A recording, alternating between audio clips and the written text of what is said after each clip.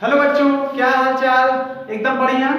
चलिए, तो आज के वीडियो में हम लोग शुरू करने वाले हैं बच्चों एक लास्ट टॉपिक इस चैप्टर का, जो कि है अन्योन्य प्रेरण यानी म्यूचुअल इंडक्शन। इससे पहले आप लोगों ने जो है आपने स्वप्रेरण के बारे में पढ़ लिया है, यानी सेल्फ इंडक्शन के बारे में। अब हम लोग म्यूचुअल इंडक्शन के बारे में पढ़ेंगे। म्यूचुअल इंडक्शन क्या है बच्चों, कि जब कोई कुंडली किसी दूसरी कुंडली में प्रवाहित होने वाली धारा के कारण प्रेरित हो जाती है। प्रेरित होने का मतलब है कि उसमें विद्युत वाहक बल प्रेरित हो जाए या उसमें प्रेरित धारा प्रवाहित होने लगे, तो उसे हम म्यूचुअल इंडक्शन यानी इस गुण को हम म्यूचुअल इंडक्शन कहते हैं। चलिए हम इसको एक जो है यहां पर करके देख लेते हैं। हमने क्या किया है कि एक कुंडली ली है,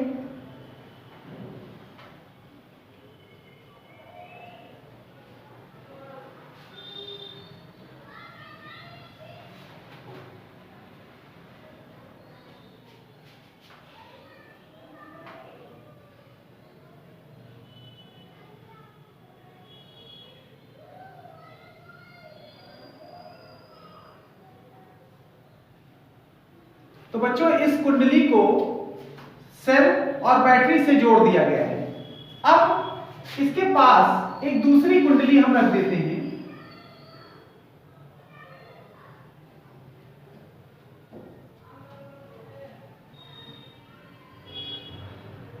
और इस कुंडली में एक हम यहां गैल्वेनोमीटर लगा देते हैं, जो कि हमें यह बताएगा कि इसमें धारा प्रवाहित हो रही है या नहीं। अब जैसे ही हम यहां पर धारा को प्रवाहित करते हैं, करंट फ्लो होता है, तो यहां पर एक धारा के फ्लो के कारण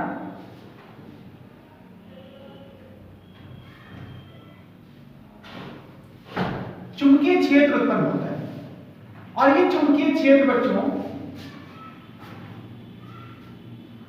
इस कुंडली यानी इसकी जो बल रेखाएं हैं ये दूसरी कुंडली से होकर के भी गुजरती है।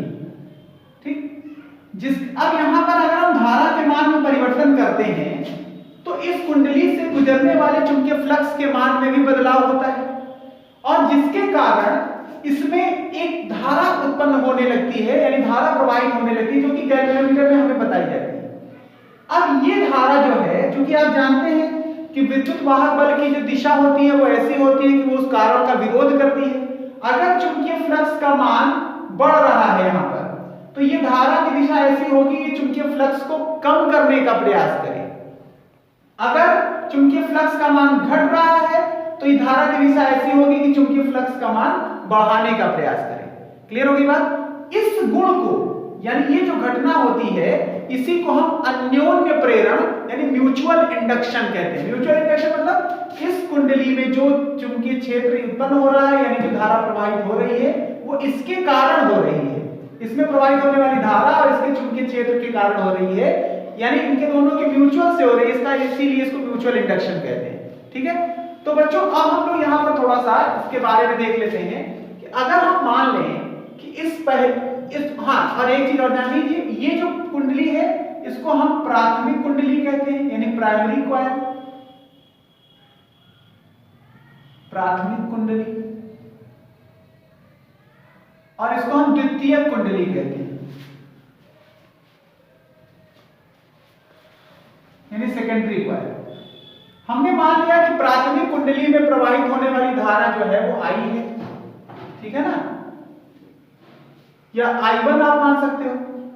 ठीक, और इसके कारण जो यहां पर इस धारा के कारण यहां जो चुंबकीय फ्लक्स उत्पन्न हो रहा है द्वितीय कुंडली में वो phi2 है प्रत्येक फेरों में। अच्छा, मान लिया कि फेरों की संख्या n है, n2 है, तो द्वितीय कुंडली में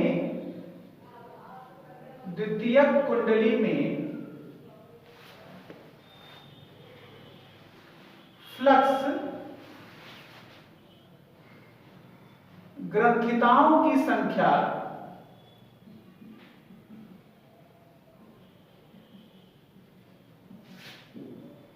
N2 phi2 होगी। ठीक, और ये N2 phi2 इसमें प्रवाहित होने वाली धारा यानी प्राथमिक कुंडली में प्रवाहित होने वाली धारा के अनुक्रमानुपाती होगी। तो यानी N2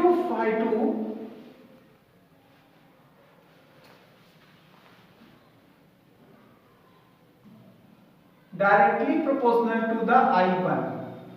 अच्छा, यहां प्रोपोर्शनल का सिंबल हटाते हैं तो N2 is equal to M into I1। ठीक, अब यहां जो M है, M एक अनुक्रमानुपाती नियतांक है।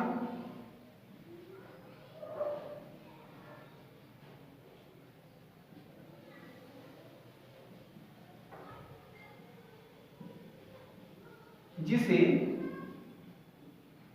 कुंडली का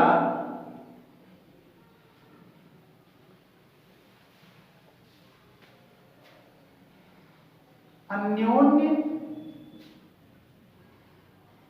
प्रेरण गुणांक कोफिशिएंट ऑफ म्यूचुअल इंडक्शन या अन्योन्य प्रेरकत्व कहते हैं।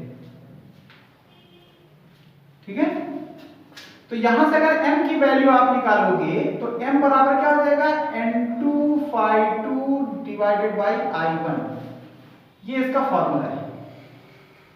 अब देखो यहां से हमें क्या पता चल रहा है कि m क्या है, कि किसी कुंडली में फ्लक्स ग्रंथिताओं की जो संख्या है वही अन्योन्य प्रेरण गुणांक या अन्योन्य प्रेरकत्व कहलाती है। लेकिन कब, जब दूसरी कुंडली में प्रवाहित होने वाली धारा एकांक हो।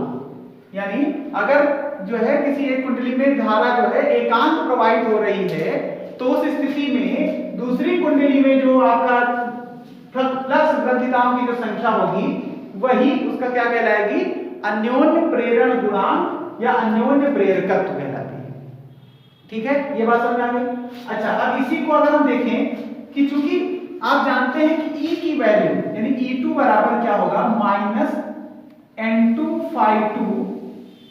अपॉन डेल्टा टी होगा, minus N2 upon delta T होगा। अच्छा, N2 को आप क्या लिख सकते हैं, देखो यहां से बच्चों N2 Mi के बराबर है कि नहीं, Mi1। तो यहां पर हो गया delta Mi1 upon delta T. ठीक, अच्छा डेल्टा इसको आप लिख सकते हो माइनस M और delta I1 upon delta T E2 के बराबर। तो M बराबर देखिए क्या मिला, minus E2 upon delta I1 upon delta T. तो इससे देखिए ये भी एक इसका फार्मूला आपको मिल गया कि M is equal to minus E2 upon delta I1 upon delta T. यानी कि अन्योन्य प्रेरण गुणांक क्या है कि दूसरी कुंडली में उत्पन्न होने वाला विद्युत वाहक बल है, जबकि पहली कुंडली में धारा परिवर्तन की दर यानी जो धारा परिवर्तन की दर है वो एकांक हो। अगर हम इसको एकांक मान लें, यूनिट यानी पर सेकंड यूनिट करंट में चेंज हो रहा है, तो जो आपका विद्युत वाहक बल होगा वही अन्योन्य प्रेरकत्व कहलाता है। ठीक है, अच्छा जैसे स्वप्रेरण का जो है मात्रक हेनरी है, इसी तरह से अन्योन्य प्रेरकत्व का भी मात्रक क्या होता है, हेनरी होता है। क्लियर होगी बात। तो इस तरह से बच्चों यहाँ पर आपने ये समझा कि किसी अन्योन्य प्रेरकत्व क्या है और अन्योन्य प्रेरण गुणांक या अन्योन्य प्रेरकत्व क्या होता है। क्लियर होगी बात। ठीक, तो इस टॉपिक को अच्छे से तैयार करिए। अब यहाँ पर हम लोग इस चैप्टर के सारे थ्योरेटिकल पोर्शन को खत्म कर चुके हैं। अगला वीडियो हम लोग न्यूमेरिकल का लेंगे, लेकिन इससे पहले आप लोग अपनी न्यूमेरिकल प्रॉब्लम को कमेंट में डाल दीजिए, जिससे हम आपको उस न्यूमेरिकल का वीडियो आपको बना करके दे सकें।